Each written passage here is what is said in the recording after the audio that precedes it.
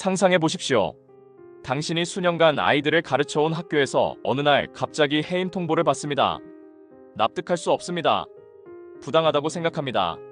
그래서 소송을 걸었습니다. 그런데 법정의 선 증인이 당신에 대해 거짓말을 합니다. 분명히 사실이 아닌 걸 말하고 있는데 판사는 그 증언을 받아 적고 있습니다. 가슴이 답답해집니다. 억울함이 치밀어 오릅니다. 검찰은 이 거짓 증언을 한 사람을 기소했습니다. 그것도 단순 위증이 아니라 상대방을 해치려는 목적의 모해 위증으로요. 모해 위증. 처벌이 2배로 무거운 중범죄입니다. 그런데 대법원의 판단은 달랐습니다. 모해 위증이 아니라 일반 위증이라고 했습니다. 도대체 왜 그랬을까요? 거짓말의 내용이 달랐을까요?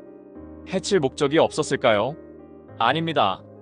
이 사건이 형법이 말하는 징계 사건에 해당하지 않았기 때문입니다.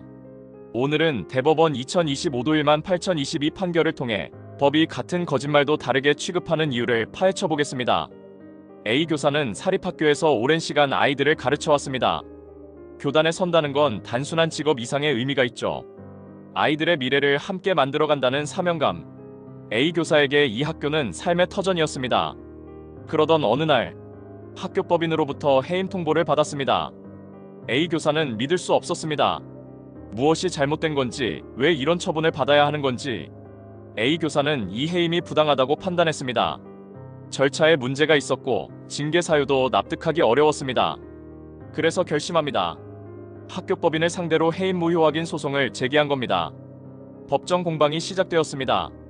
학교법인 측은 해임이 정당하다고 주장했고 A 교사 측은 해임이 무효라고 맞섰습니다.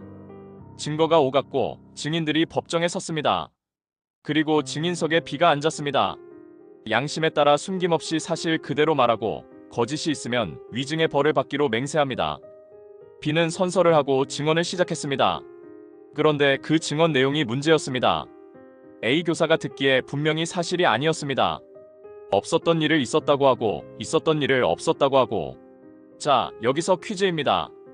법정에서 거짓 증언을 한 사람 어떤 죄로 처벌받을까요? A. 위증죄 -5년 이하 징역 또는 1천만 원 이하 벌금. B. 모해 위증죄 -10년 이하 징역. 정답은 잠시 후에 알려드리겠습니다. 수사기관이 B의 증언을 조사했습니다. 그리고 검찰은 결론을 내렸습니다. B의 증언은 거짓이다. 그리고 단순한 거짓말이 아니라 A 교사를 해치려는 목적이 있었다. 검찰은 B를 모해 위증 혐의로 기소했습니다. 여기서 위증죄와 모해 위증죄의 차이를 짚어드려야겠습니다. 형법 제152조 제1항 위증죄. 법률에 의하여 선서한 증인이 허위의 진술을 하면 5년 이하의 징역 또는 1천만 원 이하의 벌금. 형법 제152조 제2항 모해 위증죄. 형사사건 또는 징계사건에 관하여 피고인이나 징계 혐의자를 모해할 목적으로 거짓 증언을 하면 10년 이하의 징역. 보셨습니까? 법정형이 2배입니다. 벌금형도 없습니다. 모해 위증은 그만큼 무거운 범죄라는 뜻입니다. 검찰의 논리는 이랬습니다. A 교사에 대한 해임은 징계 처분입니다. B는 이 징계와 관련된 소송에서 A 교사를 해치려는 목적으로 거짓 증언을 했습니다. 따라서 모해 위증죄가 성립합니다. 얼핏 들으면 맞는 말 같습니다. 해임은 분명 징계입니다. 가장 무거운 징계죠. B는 그 징계와 관련된 재판에서 거짓말을 했습니다. 그런데 법원의 시각은 달랐습니다. 법원은 이런 질문을 던졌습니다. 사립학교 교원에 대한 해임이 과연 형법이 말하는 징계에 해당하는가? 일반인의 상식으로 생각하면 당연히 징계 같습니다. 그러나 법의 세계에서 징계라는 말은 특별한 의미가 있습니다. 모해 위증죄의 보호법익은 국가의 사법작용과 징계작용의 적정한 행사이다. 2010년 대법원 전원합의체 판결입니다. 핵심은 국가의 징계작용입니다. 모해 위증죄가 보호하려는 것은 국가가 공법상의 지위에서 행하는 행정적 제재입니다. 국가 공무원에 대한 징계, 군인에 대한 징계, 변호사나 의사 같은 전문직에 대한 징계. 이런 경우 국가와 징계 대상자의 관계는 공법적 법률 관계입니다. 그렇다면 사립학교 교원은 어떨까요? 사립학교 교원은 학교법인 또는 사립학교 경영자가 임면합니다. 그리고 그 임면은 사법상 고용계약에 따릅니다. 쉽게 말해서 사립학교 교사와 학교법인의 관계는 일반 회사의 직원과 사장님 관계와 법적으로 같다는 겁니다. 물론 사립학교법이라는 특별법이 있고 교육청의 지도 감독도 받습니다. 관할청이 징계를 요구할 수도 있습니다. 그러나 요구할 수 있다는 것과 직접 징계한다는 것은 다릅니다. 징계권을 실제로 행사하는 주체는 학교법인입니다. 그리고 학교법인은 국가가 아닙니다. 원심 법원은 판단을 내렸습니다. A 교사에 대한 해임 처분은 형법 제152조 제2항의 징계에 포함되지 않는다.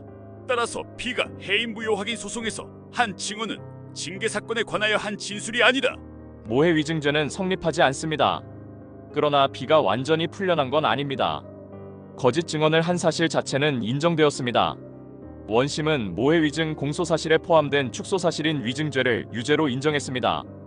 대법원도 이 판단을 그대로 유지했습니다.